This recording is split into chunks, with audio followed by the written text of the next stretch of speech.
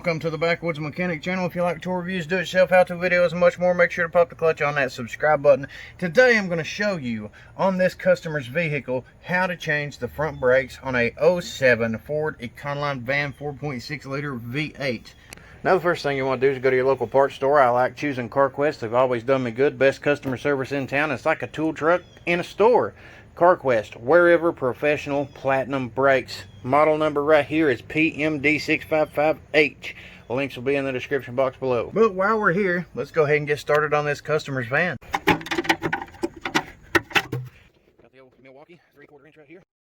Grab our Craftsman Evolv. It's 22 millimeter on these right here.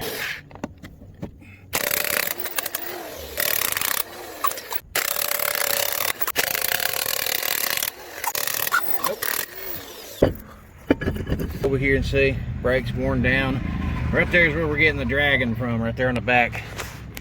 You got a fastener right here, and you got one right here on the bottom. Nope, that's actually a Torx. I'm banking on it being a T45. I'm gonna go with T45. Greatest thing in the world to use. Flex head, 3/8 drive, 84 tooth ratchet. You can easily work right around this thing. And for those who like Gearwrench, and you may or may not be able to have Gearwrench, this is the Teq Pro name brand from CarQuest, Advanced Auto Parts Stores. It is made in Taiwan. It is a rebranded Gearwrench product, and this thing, I've used this one close to 2 years now, and not a bit of problem. Then go down to the bottom here and get that one loose too.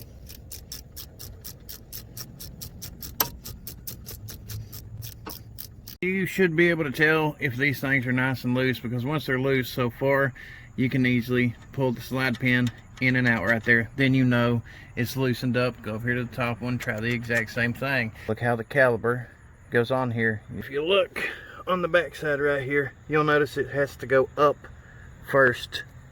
And this one does not have a groove right there. But this top one right inside here does have that little groove.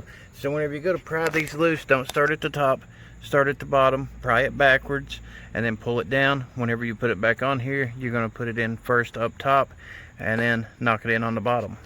Easier when you start prying on it is if you make sure that your slide pin is out of the way, and you grab it here on the outside, just gently pry on it so that that gets out of the way. And right there you go, it's starting to come off. Once it comes off on the bottom, all you gotta do is pry on it from the top and it will come out. Now once you get your caliper off of there, yourself a little hook. You can buy these. Lisle's got some, cost you about 10 bucks. Your local auto parts store, it's worth buying, so that you can easily hang your calipers up and not damage anything. Then we're gonna pull our brake pads off here. Just take her something like this little screwdriver right here, gently knock them back and forth a little bit at a time on each side till it pops off of there. Definitely wore down to the metal. And here's what happens if you do not change your brakes when you're supposed to. You see this big groove right through here? It's wearing your rotors out. And these are pretty big, expensive rotors to have to replace if you got to replace them. And the customer doesn't want to do it on this one. That's their call. But that's why you should check your brakes periodically. Here's what the back side of the rotor looks like. This one is all the way to the metal. That is unacceptable, folks. There's no reason why you shouldn't be able to check your brakes on a routine basis. But now look on the inside. It's got grooves all over it down through here. So whenever you put new brake pads on, it's going to start wearing those pads out around the grooves of that rotor as soon as you put them on there. Now we'll go ahead and get our pads out here. Look at that. Here you go, ladies and gentlemen. The one on the right is what your brake pads are supposed to look like, brand new. The ones on the left are whenever you've decided to destroy your rotor. The CarQuest brand has always been good for me. They always give you all these little parts that you need, your accessories to put on there. They give you some grease to put on your slides and all that good stuff. And these kind of brakes right here are the same on both sides whenever you get them for this particular model. If you ever second doubt yourself, just always have them run the VIN number and they can match it up to exactly what it is that you're working on. What's referred to as a dual piston caliper. That means they've got two different pistons right here, and we're going to have to press those back in order to put these brake pads back on and reassemble the brakes. Your little bleeder plug's going to be right over here. Pull that little rubber booty off. Make sure to put it back on when you're done if you have one. To get started, you're going to want to go ahead and break this thing loose. That way it's already loose whenever you're ready to depress these pistons in. You get yourself a line wrench or a standard boxed in wrench like this one right here. I do prefer 6-point. It will reduce the likelihood you're going to strip that fastener out, and that is absolutely something essential to you making the repair right. And if you're working on this particular van, it is a 3/8. Unfortunately, this is one of those situations where it's not going to come off. It's on there a little bit too tight. Here, and I'm going to get a deep 6-point socket to put on it. Now, the reason I'm doing this is so that I can get better leverage, and it's going to have contact points on each side of the fastener. Sometimes the line wrenches just do not work. You need yourself a 6-point socket. Put you some steady pressure on it. Hold it nice and tight and just pull it down gently. Yep, now she's loosening up without me stripping the fastener. And when I've got it loosened up and I see brake fluid coming out, I'm going to go ahead and tighten it back up. You don't need to make it super tight, just tighten it enough. You want that to be broke loose ahead of time, so whenever you depress these pistons, it allows that fluid to seep out slowly. What we're going to be using is this Lisle brake spreader right here. It's a dual piston brake spreader. You go ahead and get your wrench in place. You can put your regular combination wrench on there now, all the way back. And then once you got some pressure on both of those pistons evenly, you just want to barely break this bleeder plug to let it start seeping out. You're of course going to want to have yourself some brake fluid on hand and be checking it frequently if you do it this way. Once that's done, you tighten up your bleeder plug, relieve pressure on your brake spreader. You do not want to break this. What to do is put your brake pads back where they go to and see if the caliper will slide all the way over them. If it does not, then you'll have to pull the caliper back out and continue to push the pistons further back in. Sometimes the pistons are stuck, or they both won't go in all the way on one side or the other, and you'll have to fight with them. You can use C-clamps for this process and an old brake shoe if needed. These do come with accessories, not all brakes do, and that's these little metal accessories right here that kind of help guide and slide your brake caliper in place. It's best to replace those if you get new ones. Peck on them, knock them down, pull them off there. Once the old ones are off there, you simply match it up, make sure you got the accurate one identical to it to put back on, and then you lock it back into place. Now, in this particular vehicle, it's best to put it on the top side first and then slide it over on the bottom side and slide it right into place.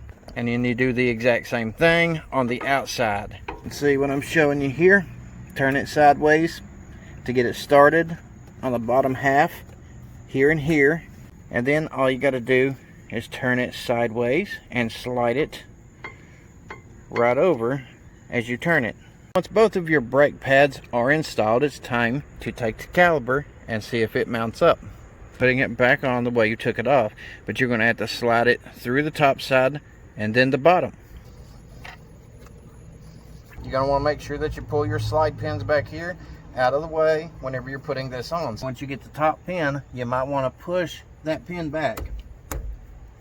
Now, whenever you're adjusting the top side here, you're probably going to want to take a screwdriver or something and push that slide pin back. That way it guides it past the fastener hole that it's supposed to go into.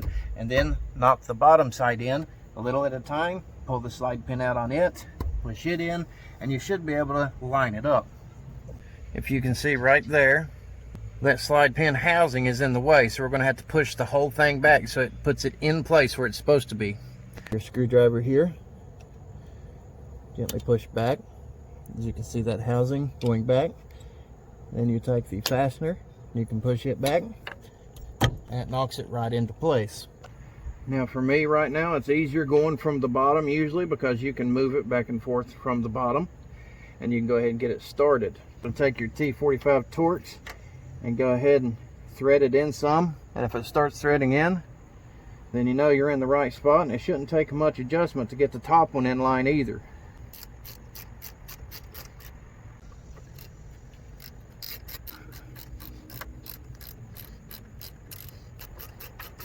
Once you get them tightened up, just barely snug them up. Make sure it's in there nice and straight, and put decent pressure on it to tighten it up. Do not tighten it up to the point where you're going to break your bit or that you're going to strip it out, because if you strip these out, you're going to have all kinds of problems. You're going to have to drill them out, and that's definitely no fun. Before you finish, make sure once again that that bleeder plug is nice and tight up top. Now that everything's in place, we are ready to throw the tire on, reassemble this, and we'll go fix the other side. Another thing I'll tell you before we end here is when you go to the passenger side, it's the opposite. The passenger side comes out at the top first and the bottom second, just so you know that. This is one of those mobile mechanic repair calls I do from time to time when customers need my help. And I want to give a shout out to any other mobile mechanic service out there on YouTube, making content for everybody, showing you how to fix things. And I believe it's Roadside Rescues channel. I want to give him a shout out. If you haven't checked him out, go over there and give him a look.